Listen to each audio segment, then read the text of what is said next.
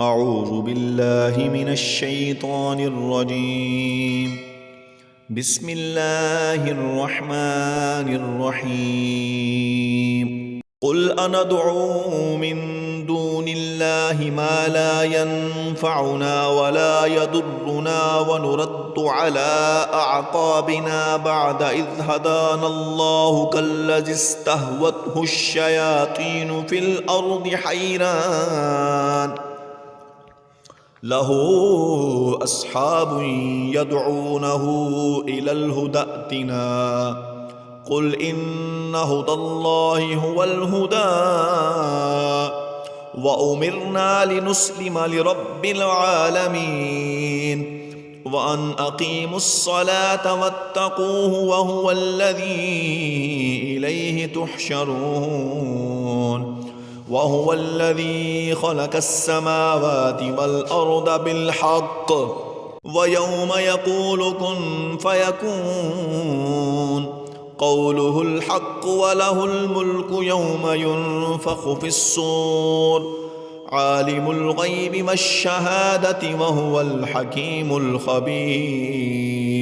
وإذ قال إبراهيم لأبيه آزر أتتخذ أصناما آلهة إني أراك وقومك في ضلال مبين.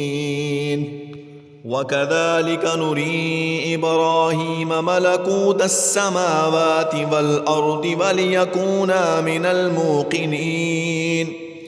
فلما جن عليه الليل رأى كوكبا قال هذا ربي فلما أفل قال لا أحب الآفلين.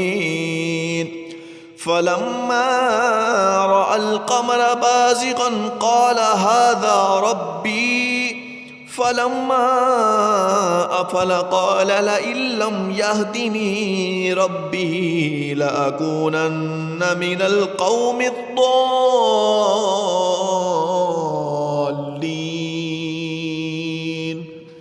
فلما رأى الشمس بازغة قال هذا ربي هذا أكبر.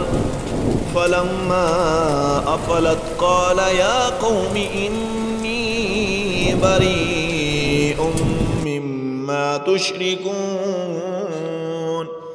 إني وجهت وجهي للذي فطر السماوات والأرض حنيفا وما أنا من المشركين.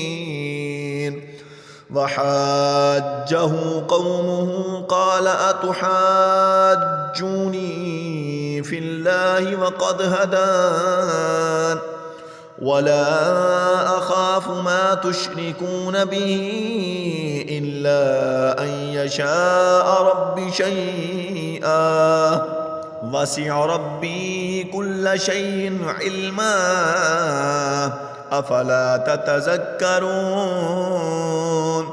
وكيف أخاف ما أشركتم ولا تخافون أنكم أشركتم بالله ما لم ينزل به عليكم سلطانا فأي الفريقين أحق بالأمن إن كنتم تعلمون. الذين آمنوا ولم يلبسوا إيمانهم بظلم أولئك لهم الأمن وهم مهتدون.